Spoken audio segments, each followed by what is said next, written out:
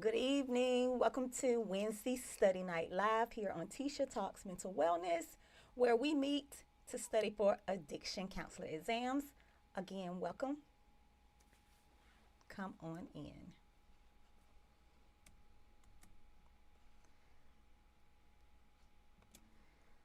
All right, while you guys are rolling on in, I'll go ahead and put the link to additional study resources.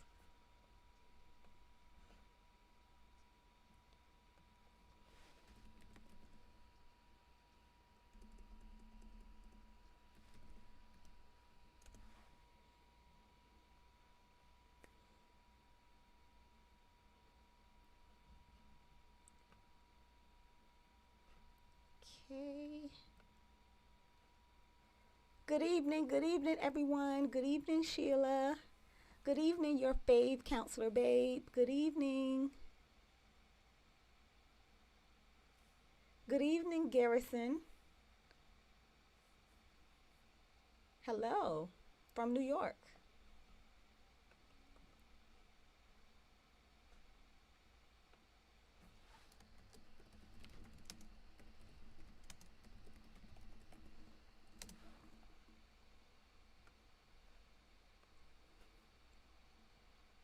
Good evening, everyone. All right, Sheila. Sheila says, I take my exam, third attempt for AADC in Phoenix, Arizona, June 23rd. Third time's a charm. I am going to pass this time. Amen. Good evening, Denise Keys.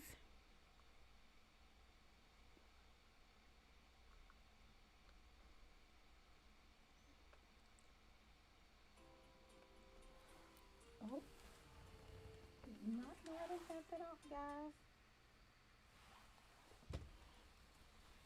All right.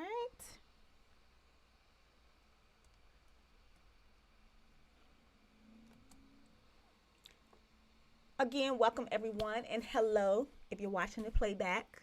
Again, if you couldn't catch us live every Wednesday at 7 p.m., make sure you watch the playback because you still got to get your study time in. Welcome to Wednesday Night Study Live. Again, I'm Letitia, a licensed professional counselor and licensed substance abuse treatment practitioner. This page is dedicated to mental health and substance use education. Right now, we are focused on addiction counselor exam prep. So if you just happen to be new to the page and you are studying for some type of addiction counselor related exam, test, course, we'll probably be able to help you. Again, we're not studying for a specific exam, but we're mastering and studying general foundational topics like assessment, screening, drug. I'm sorry, guys. I just woke up from a nap and I did not get my phone together. My apologies. Um, so if you're studying for any type of addiction counselor related test, course, class, or you just want to learn, maybe you're already a clinician and you're thinking about specializing in addiction counselor or becoming an addiction professional, this is a place. This is a place. Another frequently asked question is, are my questions set up exactly like test XYZ? No, because I don't know exactly how the multiple choice questions are set up. However, they're set up for us to learn. So we'll review the question and then we'll always go over the correct answer and the incorrect answer. So again, it's helpful for any of the five major addiction counselor exams. We've had study partners pass the ADC, AADC, the MAC exam, the NCAC 1, the NCAC 2, and several certifications, national certifications all over the country. So yeah, so whatever you're studying for, come on in, join us. Make sure when you come in, subscribe to the channel so you never miss a weekly study video. Um, I'm usually posting 2 videos a week, this live, and then one other study video. We're almost finished the 12 core function series, you guys. We're going to start another skill series after we finish the core function series. So this week is going to be core function 8, education. So we'll go over how to educate your clients, what they may ask us on some of our counselor exams, what you need to know as an addiction professional when it comes to psychoeducation, providing education in groups and things like that. So there's 12 core functions, we'll have 4 core function videos left. Then we'll start on the skill series. I'm excited about that. If you're just coming in, welcome back, and welcome if you're new here.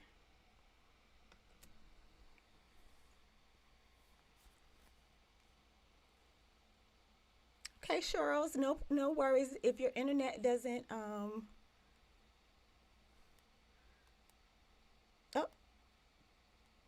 can you guys hear me? Am I breaking up? If you can hear me clearly, please put a 1 in the chat. I did hear a little some thundering a few moments ago, but no rain here yet. Okay, I'm gonna look at the chat. Thank you so much, Sheila. I appreciate you for supporting the channel. Thank you so much.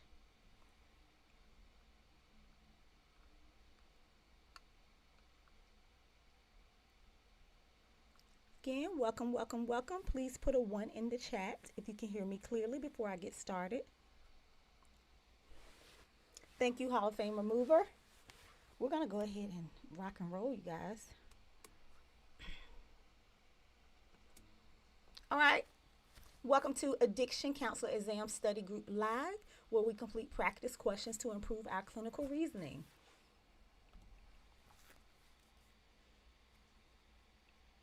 You are now a study partner. If you are here, you're watching, and you're subscribed, we're going to go over practice exam questions together. I'll read the question, pause. You'll put your answer in the chat if you can. And then I'll read the answer. We'll review. I'll give an explanation for the correct answer and the incorrect answers.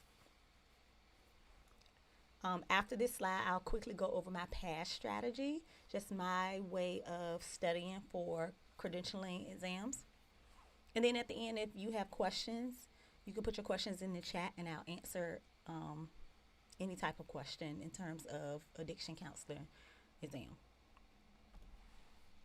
All right, my way of passing certification and licensure exams, specifically addiction counselor exams and counselor exams, is P, first, learn the profession.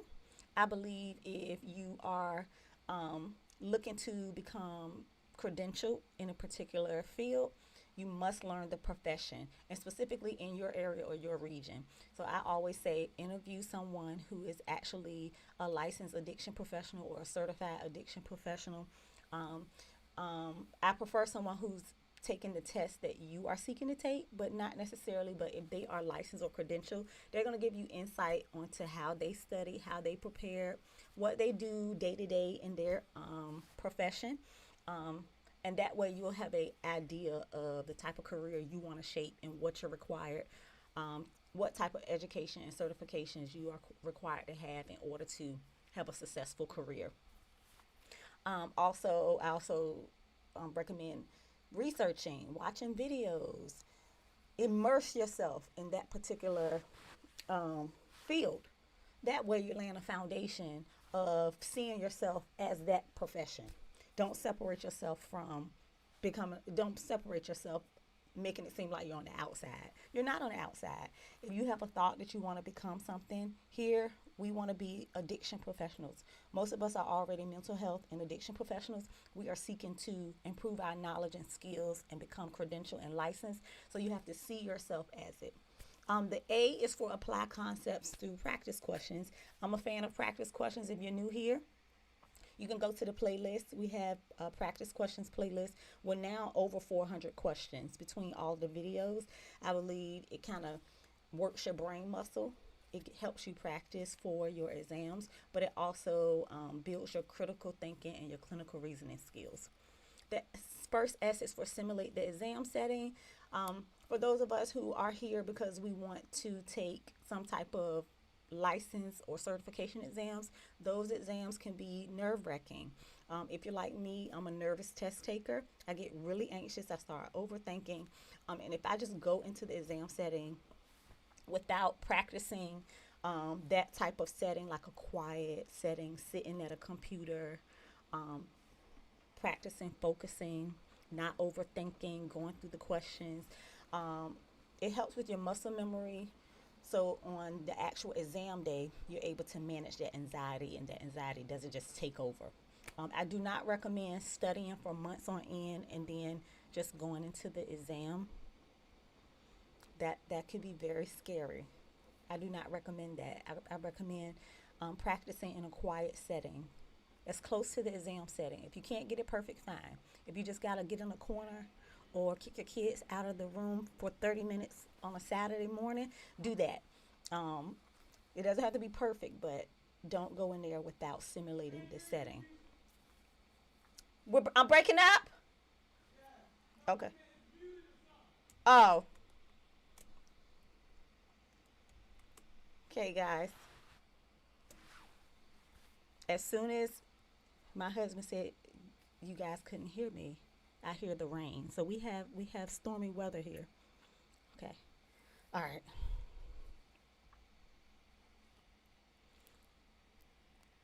Am I back in, guys? We have the rain just came down. As soon as I said I didn't hear any rain, I heard thunder. The rain came down, but I'm just gonna keep going. If you guys can hear me, can you put a one in the chat, please?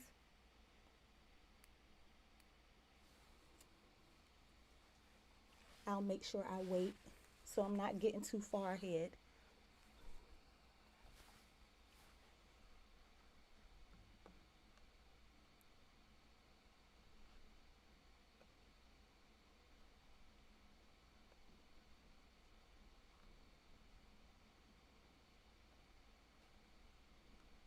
Okay. Okay.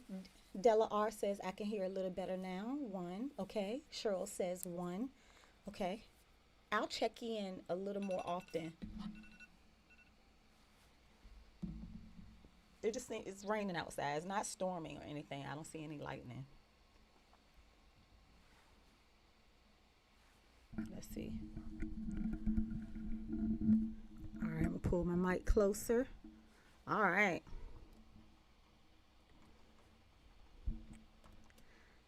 Okay. So the first S is simulate the exam setting, and the last S is study your weak areas strategically. Have a strategy. Make sure my camera's right.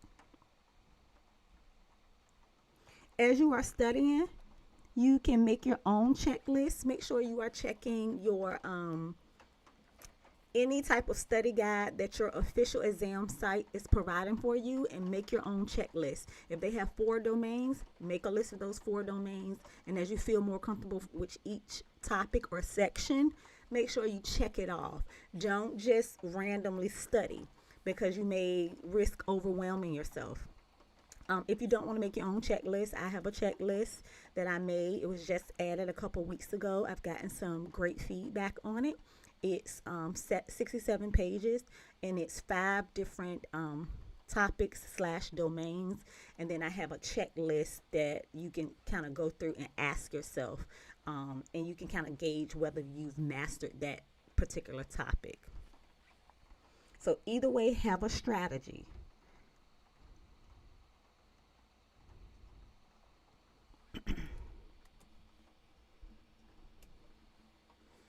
And this also keeps you from overstudying a topic that you've already mastered.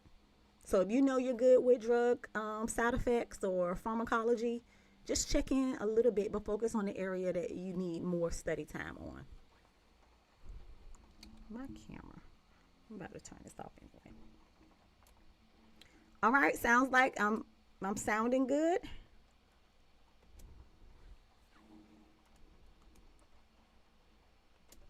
Whoop. This is going off.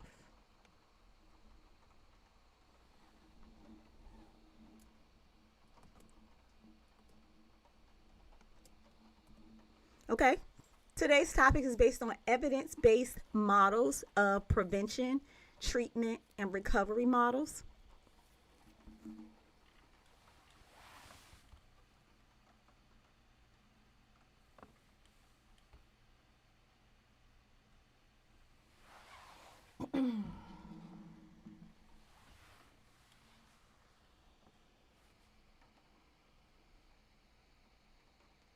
Our 10 questions will be a combination of questions based in treatment questions, prevention questions, and recovery questions. Specifically, models that have, you know, been deemed evidence based, meaning they've done research on it and it's been proven to help our clients who are in addiction counseling.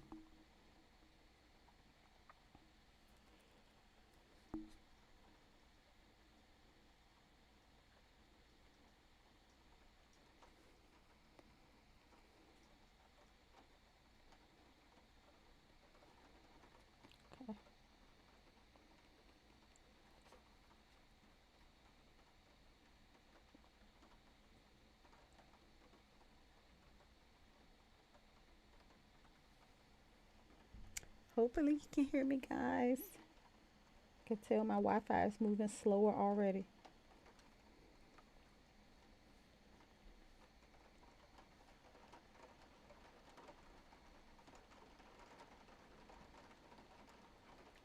Okay.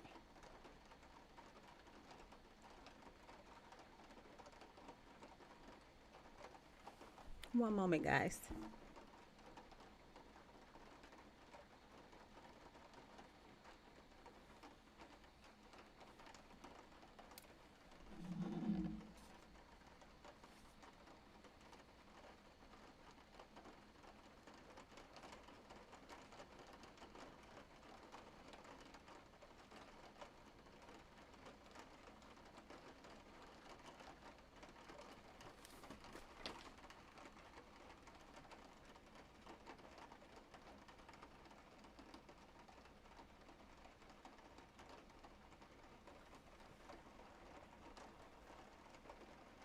All right. Evidence based treatment means using counseling approaches that research has shown to be effective.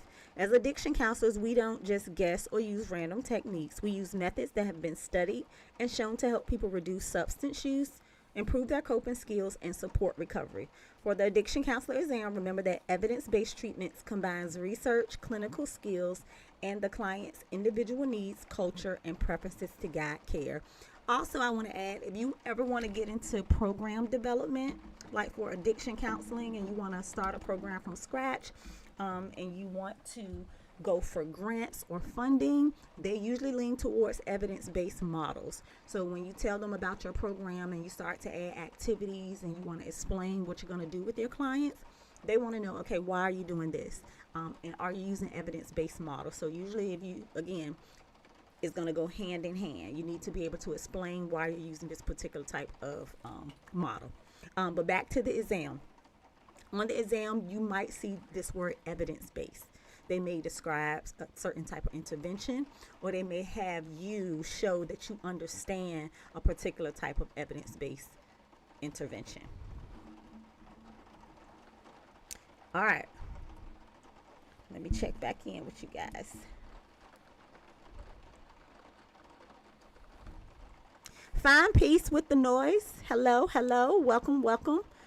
To those of you who are new, welcome. And those of you who are back, welcome back. I'm ready to start question 1.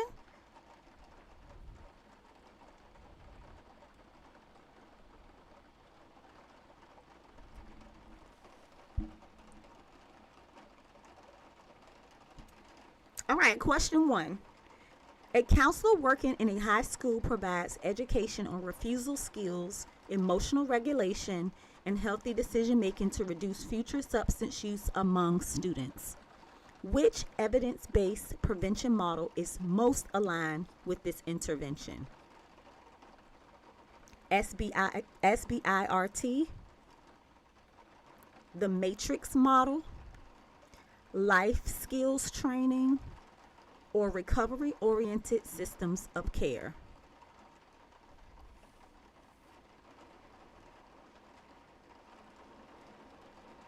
A counselor is working in a high school, provides education on refusal skills, emotional regulation, and healthy decision making. Is this SBIRT, meaning screening, brief intervention, and referral to treatment? Matrix model, life skills training, or recovery oriented systems of care? All right, I see a A, I see a C, I see another C, see a couple C's. All right. The correct answer is C, life skills training. The correct answer is C because life skills training is an evidence based prevention model commonly used with youth, especially in schools, to prevent future substance use before it starts. The key clue in this question is the focus on teaching skills as communication, emotional regulation, and refusal and decision making. So if you ever see anything about skills training, remember it's meant to address social skills, coping skills, emotional regulation, and decision making. And per the evidence-based research, it shows it supports youth and adults with being able to manage themselves to prevent substance use as a way of managing. A is incorrect because screening, brief intervention, and referral to treatment is typically used when a person is already showing risky substance use behaviors or warning signs. It often happens in healthcare, hospital, schools, or primary care settings after screening identifies a concern. So SBIRT is usually early identification with an intervention. So usually something has happened. Maybe they've experimented with marijuana or nicotine, or their parent is reporting recreational use, or the adult is identifying unhealthy drinking patterns. So if something has already happened. B is incorrect because the matrix model is a treatment approach, not a prevention. It's commonly used for stimulant use disorders, methamphetamine use, cocaine use. The matrix models combines CBT, family education, relapse prevention, urine screening, and group counseling. So it's a structured treatment for stimulant use disorders. And D is incorrect because recovery-oriented systems of care is a recovery model used after treatment or during long-term recovery. And we already know if someone is in recovery, they mean they had an addiction issue. So prevention would not be the most appropriate. It focuses on long-term support, housing, employment, peer support, wellness, and recovery maintenance. Question 2. A client with opioid use disorder and depression receives medication, counseling, and psychiatric care coordinated through one treatment team. Which treatment model best describes this approach? A. 12-step facilitation therapy. B. Integrated treatment. C. Environmental prevention. Or D. Selective prevention. So the client has opioid use disorder and depression, so a co-occurring, receives medication, counseling, and psychiatric care.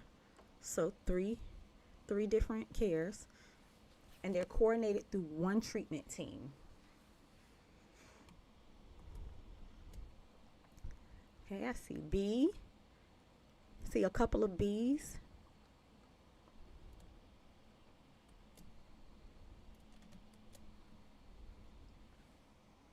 The correct answer is B, integrated treatment. You guys were correct. B is correct because integrated treatment means treating both mental disorders and substance use disorder together at the same time. The biggest clue in this question is opioid use disorder and depression. This is called a co-occurring disorder. Instead of sending the client to one provider for each of the issues, you treat it together and you make sure they get everything they need, including counseling, psychiatric care, medication, substance use treatment, and we all work together as on one plan. And integrated treatment is evidence-based. A is incorrect because 12-step facilitation is usually something that focuses on AA and NA participation. It involves sponsorship, accountability, 12-step involvement. It's not specifically coordinated treatment for co-occurring disorders. Even though you may work with sponsors and AA groups, that wouldn't be the correct answer here. C is incorrect because environmental prevention focuses on changing systems or environments to reduce substance use. So that would be anything that involves laws, school policies, prevention campaigns, alcohol advertisement, and things like that. And D is incorrect because selective prevention targets people at higher risk before a disorder develops. So it would be children of parents with substance use disorders, children who are exposed to trauma, adults who have a significant trauma history, and other high-risk populations. And they know this through research. We know the impact of trauma, so we're able to target certain people who have certain histories because we know they have a higher risk of developing a substance use. All right, so the correct answer is integrated treatment. Question 3. A counselor uses open-ended questions, reflective listening, and helps a client explore mixed feelings about stopping alcohol use. Which evidence-based treatment model is most consistent with this approach? Cognitive behavioral therapy, motivational interviewing, trauma-informed care, or matrix model? Which model uses open-ended questions, reflective listening, and helps the client explore mixed feelings about stopping alcohol use? Oh, this should be an easy one, y'all.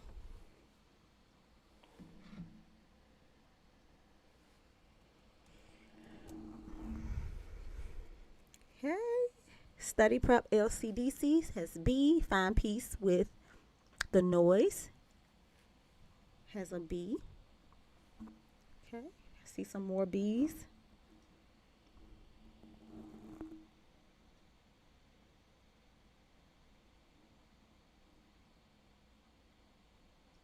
Find peace with the noise. Evidence-based models. So they've mixed, I put in evidence-based models, and they're mixing evidence-based prevention, treatment, and recovery models. So they're all mixed in. Okay. Lots of B's.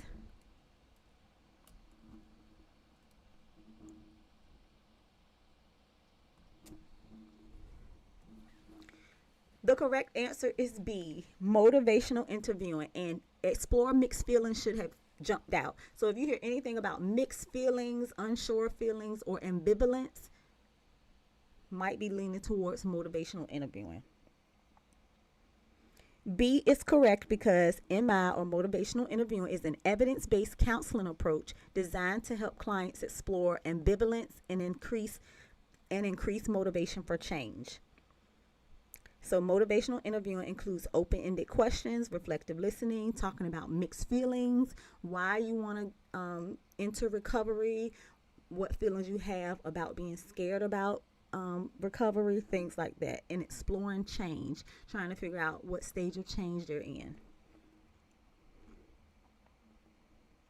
A is incorrect because CBT focuses on changing thoughts, behaviors, identifying triggers, and challenging distorted thinking. C is incorrect because trauma-informed care focuses on safety, trust, avoiding re-traumatization, and understanding the trauma history. And the matrix model is incorrect because it's a structured treatment model often used for stimulant disorders. Okay. Question 4. A counselor helps a client recognize triggers, challenge negative thinking patterns, and develop healthier coping responses to cravings.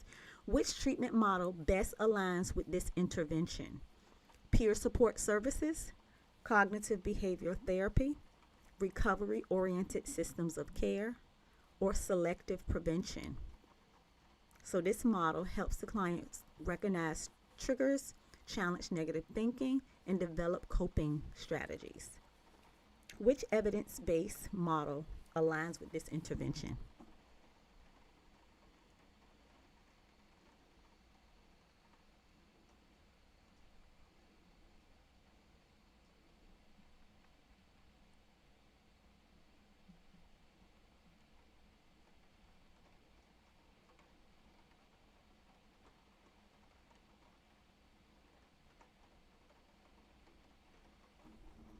The correct answer is CBT, cognitive behavioral therapy.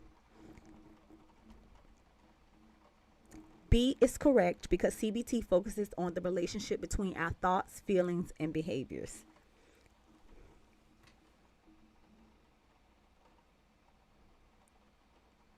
If you don't if you don't remember nothing else, remember CBT.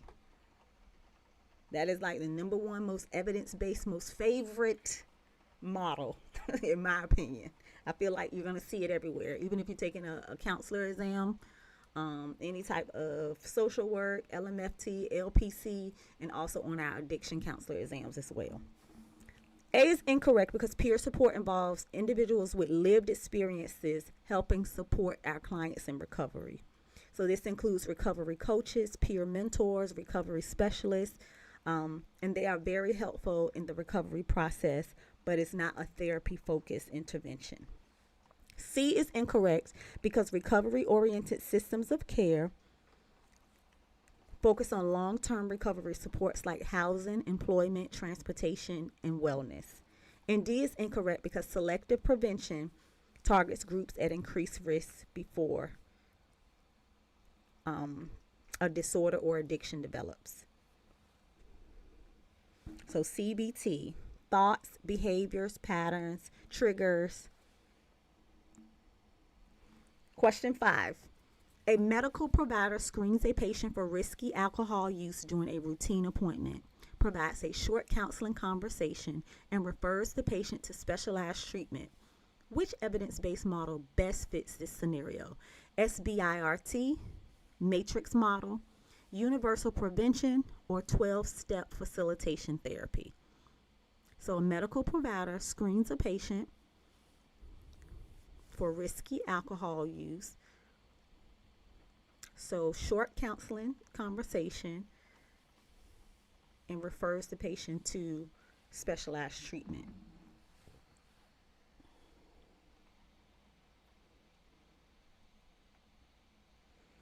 Okay, let me see what you guys up to. All right, I see some A's, I see some B's. Ooh, did someone pass their test? Congratulations. I just want to say thank you. I just found out that I passed. You were my number one resource. I watched you daily before my exam. I believe that anyone who listens attentively will pass. Thank you so much. Congratulations to you. I'm so proud of you.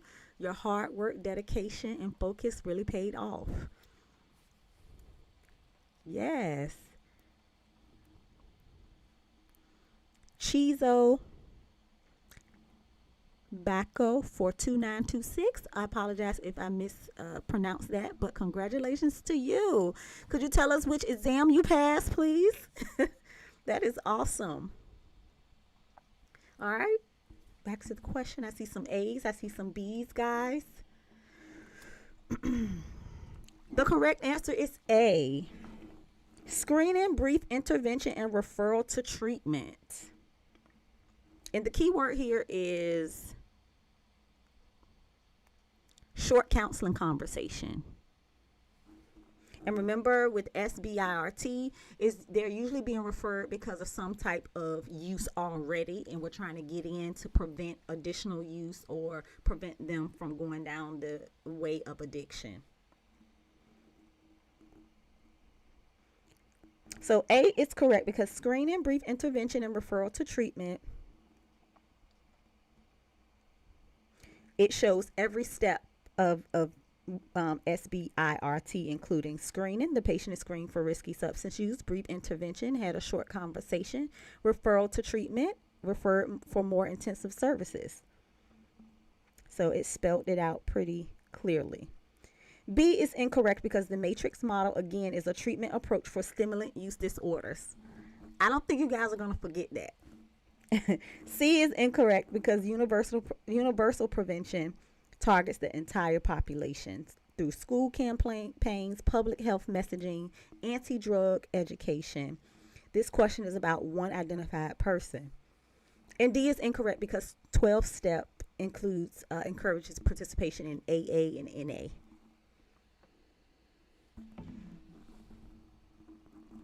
Question 6. A treatment team consistently checks in about a client's history of trauma, avoids shaming language, prioritizes emotional safety, and works to prevent re-traumatization during services. Which treatment approach is most consistent with this practice? A. Selective prevention. B. Trauma-informed care. C. Motivational interviewing. Or D. Universal prevention. So this particular evidence-based approach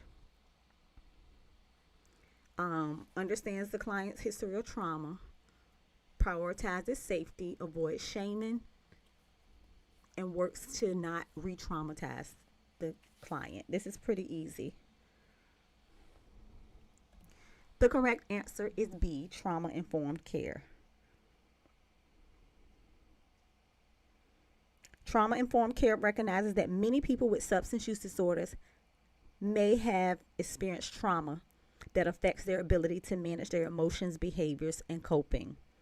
The biggest clue in this question is emotional safety, trauma history, and avoiding re-traumatization. So about maybe 4 weeks back, a month back, someone said they got a re-traumatization question and a vicarious trauma question on one of the exams, which is not surprising because, again, many people in the population we work with struggle with emotional regulation, coping due to some type of traumatic event. Not all, but a good majority. A is incorrect because selective prevention is for people at higher risk before an addiction develops. So again, these are like specific populations like children of parents who have a substance use or alcohol use disorder, clients who have been exposed to violence, and other high-risk groups. C is incorrect because motivational interviewing helps increase motivation for change and resolve ambivalence or anything they're unsure about in terms of recovery. And D is incorrect because universal prevention targets everyone regardless of the risk. So universal prevention, again, think campaigns, school-wide prevention education, marketing about substance use. Think just say no, dare. That's an easy way to remember universal prevention. Okay. Question 7. A client receives counseling, peer recovery support, employment assistance, housing resources, and continued recovery support after formal treatment ends. Which recovery model best describes this approach? A. Medication assisted treatment. B. Recovery oriented systems of care. C. SBIRT. Or D. Matrix model. So client receives counseling, peer recovery support, employment assistance, housing resources after treatment. Which recovery model best describes this approach? Okay, see B. I see B. Lots of B's.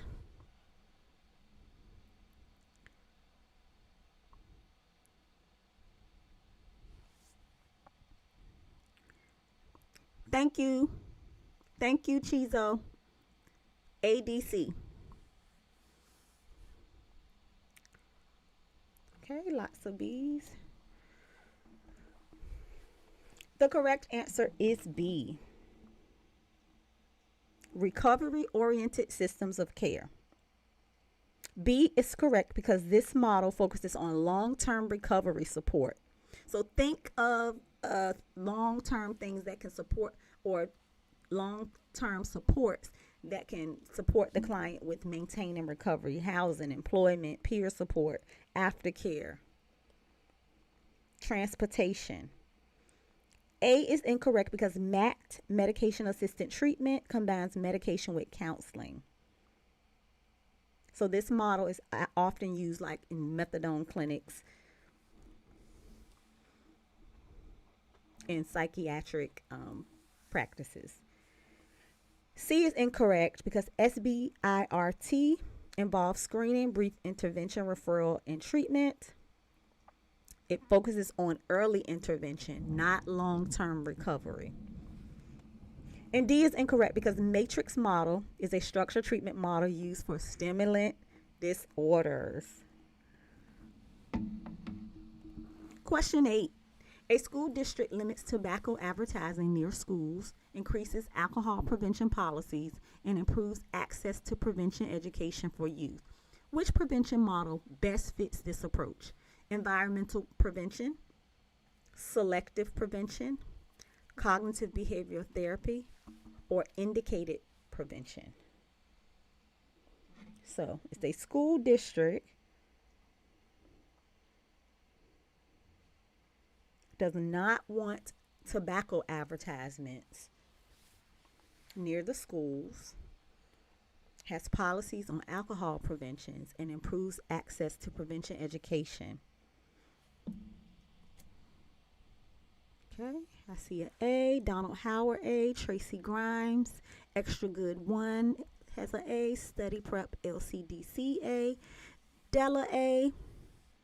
LaShawn Jackson A. Okay. Okay. The correct answer is A.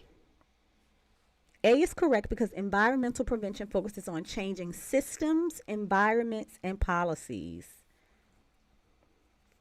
The clues are school policies, advertising restrictions, and community level changes. B is incorrect because selective prevention targets high-risk groups. C is incorrect because CBT is a therapy focused on thoughts and behaviors. And D is incorrect because indicated prevention targets people already showing warning signs of a problem. Question 9. A counselor encourages a client to attend meetings, find a sponsor, and develop accountability through fellowship involvement. Which evidence-based recovery model is most aligned with this recommendation? Trauma-informed care, the matrix model, 12-step facilitation therapy, or selective prevention? Counselor encourages a client to attend meetings, find a sponsor, and develop accountability. The correct answer is C. 12-step facilitation, which is AA and NA, and 12-step facilitation therapy is a type of therapy that encourages AA.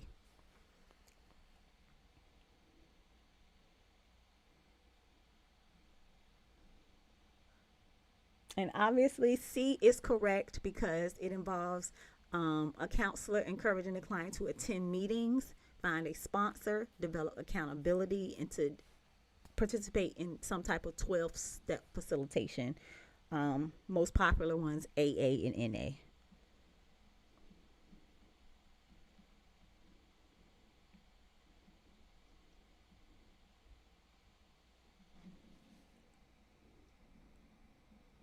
A is incorrect because trauma-informed care focuses on trauma and emotional safety. And none of those clues show up in the question. The matrix model is for stimulant use disorders. And D is incorrect because selective prevention is prevention for high-risk groups. So clients who are already in recovery.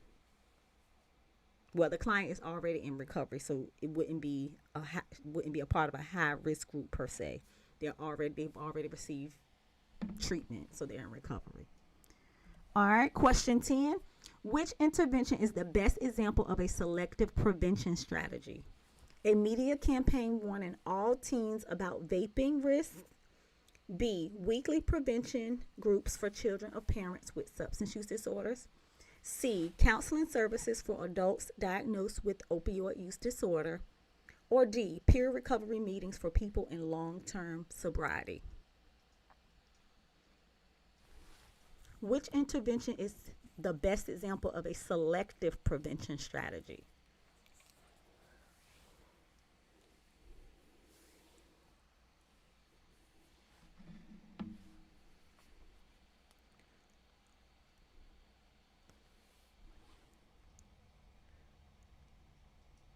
Okay. The correct answer is B, weekly prevention groups for children of parents with substance use disorders.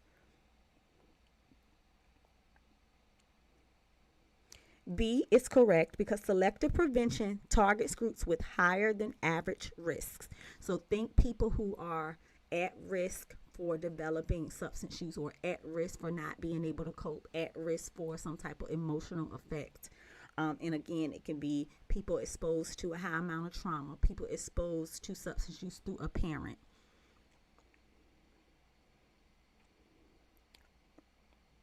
A is incorrect because media campaign warning all teens. This is universal prevention because it targets everyone. C is incorrect because counseling services for adults with opioid use disorder. This is actual treatment. So that means an addiction or disorder already exists. So it wouldn't be an example of prevention. And D is incorrect because peer recovery meetings are for people who are in recovery. So they've obviously been diagnosed with the issue or identified an issue, went through treatment, and now are in recovery. So it would not be prevention service. Okay? So key takeaways for evidence-based models. Important to remember, prevention happens before an addiction has developed. So if you get a question about prevention, go through your answers. Anything that involves actual treatment is probably not the right answer. They want to see if you understand what you can do before an addiction develops. Actual treatment equals active symptoms. So if you get a scenario or they're asking you a question about treatment and you see a prevention strategy or a recovery strategy, it's probably those answers are probably not going to be correct. Look for the actual treatment model and be familiar with the evidence-based treatment models. Recovery equals ongoing support. CBT, I think we've all mastered CBT, but maybe not. Anything with thoughts, behaviors, triggers, ways to understand how those all connect, leans towards cognitive behavioral therapy. And motivational interviewing is going to say something about change. What stage of change is the client in? So study your stage of changes. So if you're doing your strategy, remember to make your checklist. Now, I made my own checklist because I couldn't find a checklist, but I made a checklist. So if you want my study checklist, you can click the link in the chat, but you can make your own. So under motivational interviewing, you definitely need to understand all the stages of changes. And as you master each one, just check it off and kind of test yourself. MAT, medication assisted treatment, that's medication and counseling together. That MAT treatment usually shows up with opioid use disorders. I'm not saying 100% of the time, but definitely a lot. When you're learning and reading about MAT treatment, they're probably going to mention methadone clinics, methadone treatment, treatment of opioid use disorder. And recovery support system, usually ROSC means recovery support system, and this happens, it's more long term, and it's after treatment has been provided, and it's all the things that your client may need to maintain recovery: transportation, housing, counseling, medication, any additional psychiatric care. All right. Okay, so we have about 7 minutes, you guys. If you have any type of addiction counselor related question, addiction topic question, go ahead and put your question in the chat. I'm gonna hang out until 8 o'clock. Okay. Let me turn my camera back on.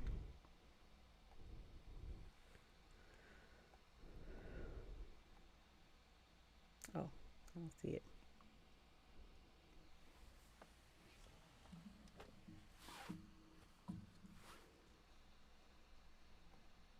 There we go.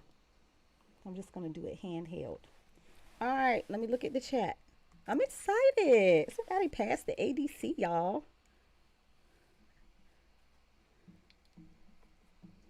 Well, maybe I shouldn't hold it. Okay, here we go. At Queen Elegance, that was a tricky one. Yeah. Study Prep LCDC, yep. It was a tricky one. Hi, Doreen. Happy you made it.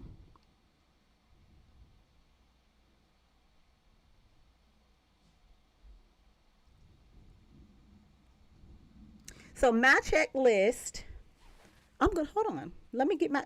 I'm gonna give y'all a preview of the checklist. I don't mind.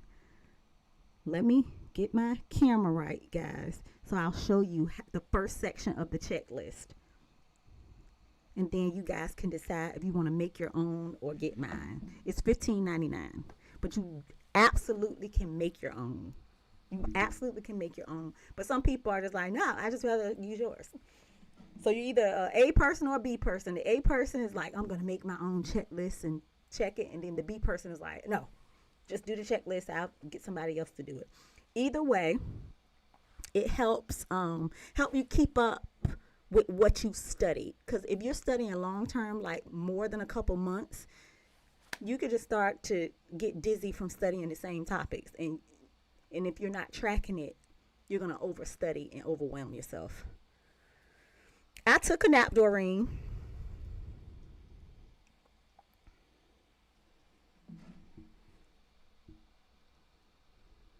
Okay. Okay, give me a moment, y'all. I'm going to pull it up and give y'all a preview of the checklist, and I'll show y'all how it's set up.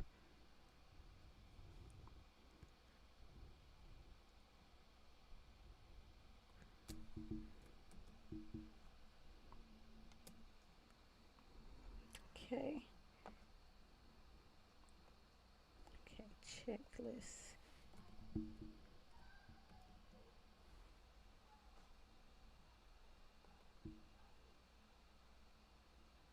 Okay.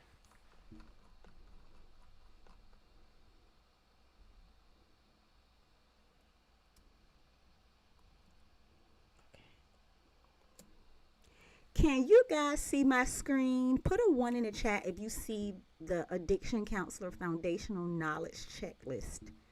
It's a blue cover sheet.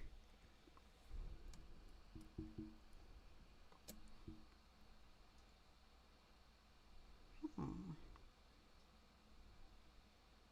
I think I might just turn, if you guys can't see it, I'm gonna turn my camera around so you can see it. I still haven't mastered this going live thing, y'all.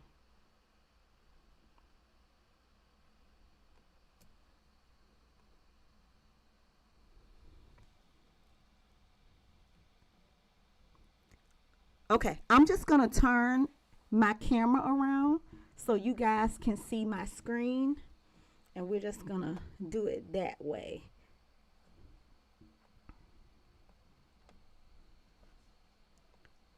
Okay.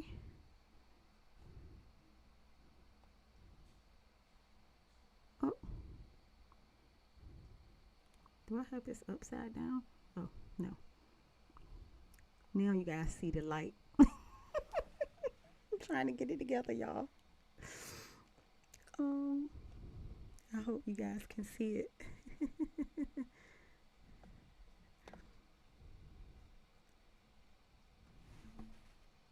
Okay, let me see. I don't know. Can you guys see that? Or is it too high for the light? So this is the cover page. Addiction Counselor Foundational Knowledge Checklist. A study and readiness guide for future addiction counselors and credentialing preparation.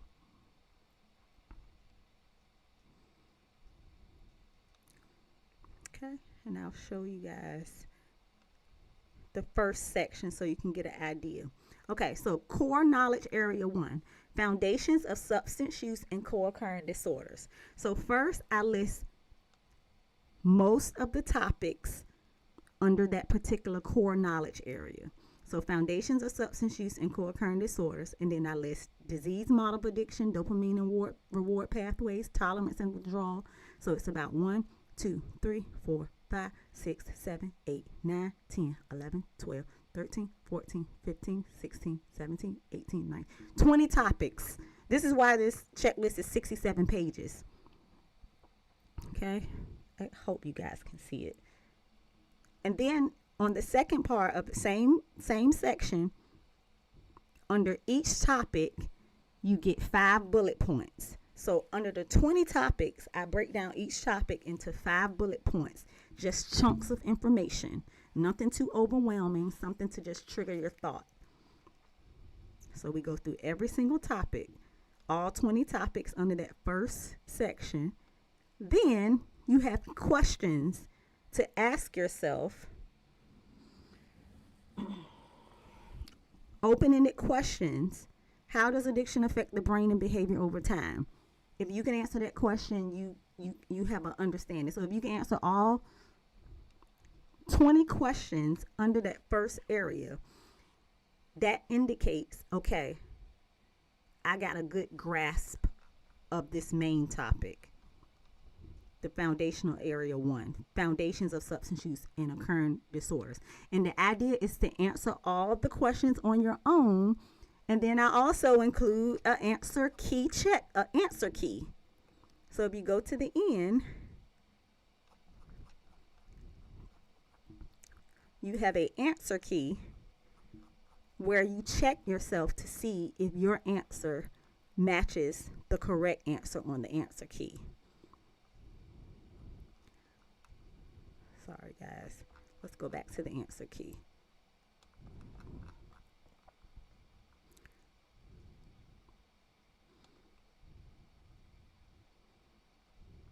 So here's an example of one answer key question. This is an open-ended question on the counselor section, like counselor supervision and counselor self-care section. What are signs of counselor burnout? So the idea is you went through the open-ended question and answered the question on your own. Then you go to the answer key and it says effective correct answers should include emotional exhaustion, reduced motivation or effectiveness, irritability or detachment, difficulty maintaining work-life balance, increased stress or fatigue. So this is you reinforcing and understanding if you truly understand signs of counselor burnout. And that is how you self-check. You write down the topic, go through each topic, and see if you're able to answer those questions. I hope you guys could see that, y'all. Let me go to the chat, because I can't see the chat when I'm... Were you guys able to see the checklist?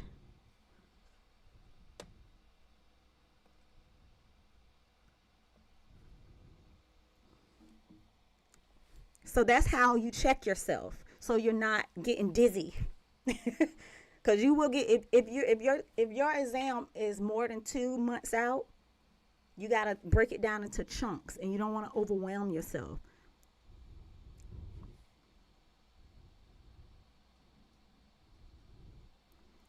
So if you're one of the B people, or if you're A people and you want to make your own checklist, go to your, make sure you have your official test site. Every test provides some type of outline or document that tells you what's on the exam. If you're taking the ADC, I said this last week, even if you're not taking the ADC exam, go download the ADC domain checklist. It is awesome. It is awesome because it gives you like basic foundational outline of what to know. But if you're taking the NCAC 1, they have module downloads on the NADAC site. If you're taking the NCAC 2, they also have like a free sneak peek of different modules. And then obviously on the ICNRC website, they provide the ADC candidate download where they tell you all about the test. They give you a couple test questions. So it's there. And from that, go into chat or go into whatever your favorite, if you're familiar with AI, and put in your questions that you want to know and develop maybe 10 to 20 questions, not too many. And maybe like, let's say if you're working on assessment, test me. I am preparing for an addiction counselor exam, test me on assessment knowledge, test me on screening knowledge, and then test yourself and make your own checklist and do that for every topic area. Study prep LCDC. Are these questions similar to the IC and RC exam? I don't know how each test is developed. We are mastering addiction counselor topics. So the IC and RC exam they cover what, the ADC and the AADC.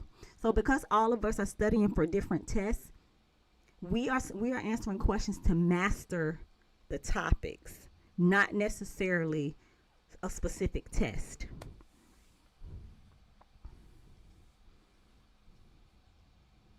Yes. So I believe if you can answer open-ended questions about a topic, you've mastered the topic. It doesn't matter what test you take. I believe that in terms of like just understanding the foundational knowledge.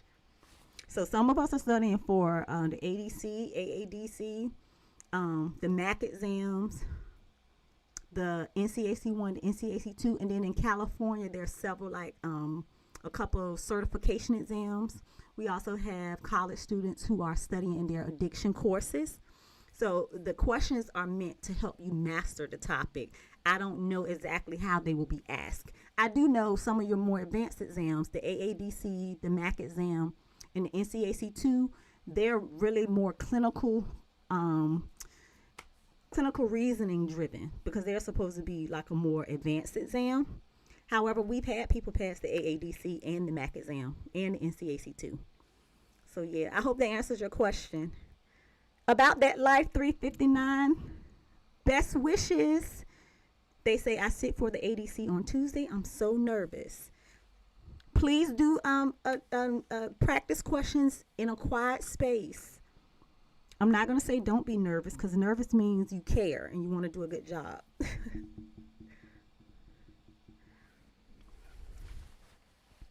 All right. So I would say for specific questions like your exam, go to your study site.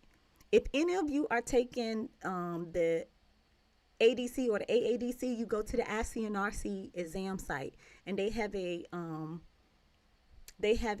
document. It's called us. Let me pull it up. I don't have to guess. The document is called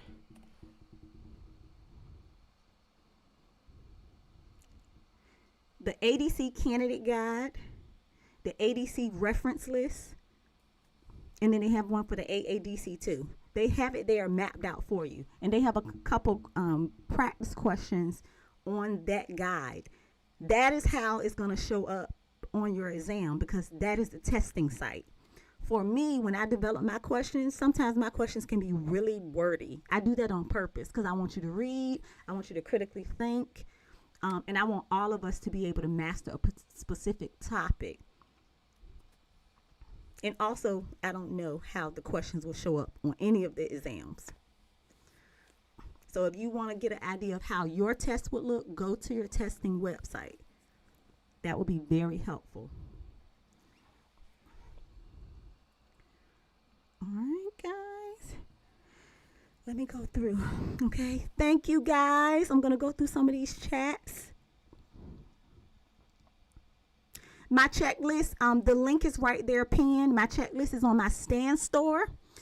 If you want additional resources, my Stan store has 3 resources.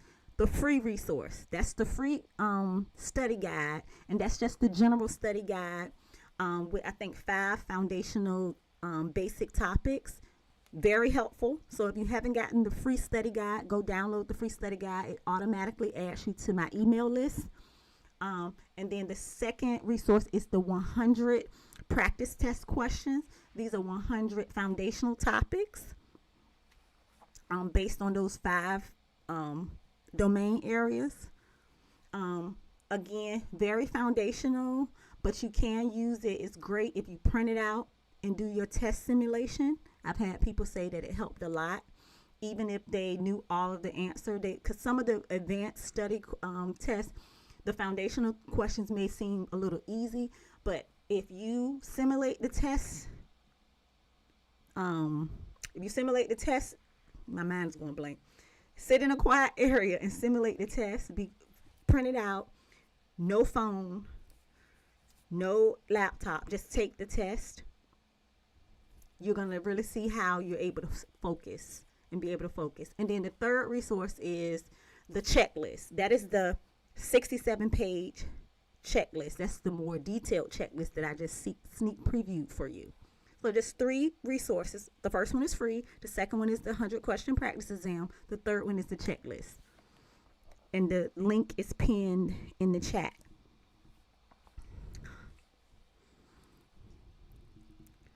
All right. Congratulations again to everyone who passed. Congratulations on your hard work. It really can be a lot because most of us are working, we're parenting, we're doing all the things, and then we're trying to study and focus to get these certifications and licenses. It can really be a lot, but it's doable. Again, you can pass. You can pass. Stephanie Polliard, this is good for the ICNRC. Yes, we've had people pass ICNRC exams.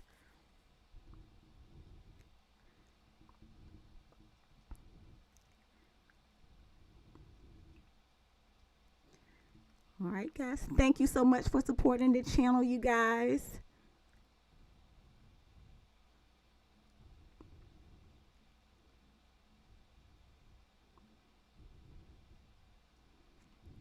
Thank you, thank you, thank you. Best wishes, everyone. Best wishes on everyone who's taking their exams this week.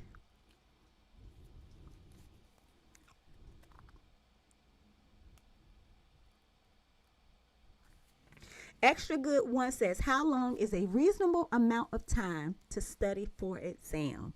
Are you asking about how long to study in terms of like months until your exam, or for each sitting session? I would say it depends on how you learn. But typically anything over 6 months is long. I would consider long. So I think the sweet spot is 3 to 6 months, depending on how you learn, how confident you are in each category.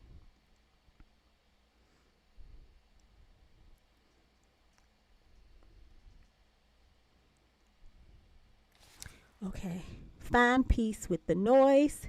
Let me go back and see if, did you ask me something or somebody else? I want to make sure I answer all the questions. About that life 359, I sit for ADC on Tuesday. Oh yeah, I already read that one.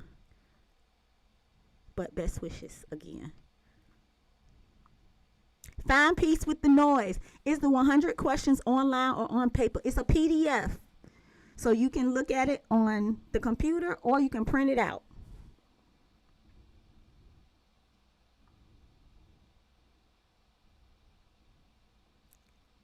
I would print it out and do a simulation. I would print it out, carve out 2 to 3 hours where you can just sit in a quiet area and read each question, read all the answers. Even if the question seems really easy, read the question through. You're priming your mind, you're priming your brain.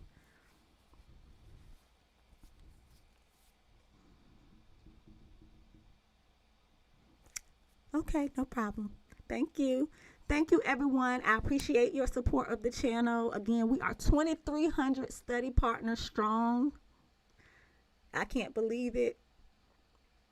I kind of can, because it's a lot of addiction professionals nationally and internationally. We have some international study partners as well. But yeah, we officially crossed the 2,300 mark. So we're just here learning, studying, and like I said before, next week I'll start on the core function 8, which is education, counselor education. And once we finish all 12 core functions, we're going to lead into counselor skills training. So it's going to be based on the TAP 21, the SAMHSA 21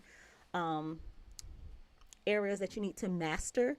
But I'm going to present it in a playlist as a counselor skills, because a lot of the skills we are mastering our general counseling skills, and they may be specialized towards addiction counseling. So this is going to set up my series that we're going to be doing in the fall, and that's going to be geared towards counselors. So LMFTs, LPCs. So I'm excited about that. We're still going to do substance use education videos as well, but in the fall, we're going to start leaning towards just basic counseling skills, mental health professional skills.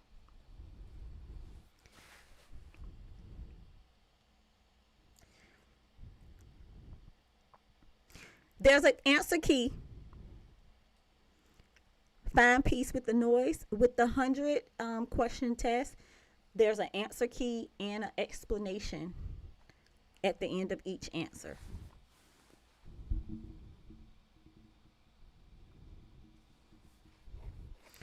Yeah, so I'm coming. The LPCs, the LMFTs, the social workers are like, when are you gonna start doing? I want to study. I'm like, okay. I feel comfortable now. I feel comfortable going live and doing the study, and then because of your support of the channel, I've been able to carve out a day and a half strictly to develop questions, to answer your questions on email, so I can see what you guys really want to study. And this also is great study for me too, because a lot of times I come across topics, I'm like, oh, I need to spruce up on that topic. So I'm studying as I'm studying questions. So we're all just studying together. So by fall, I'm going to be ready for counseling skills, general counseling skills, and counselor education.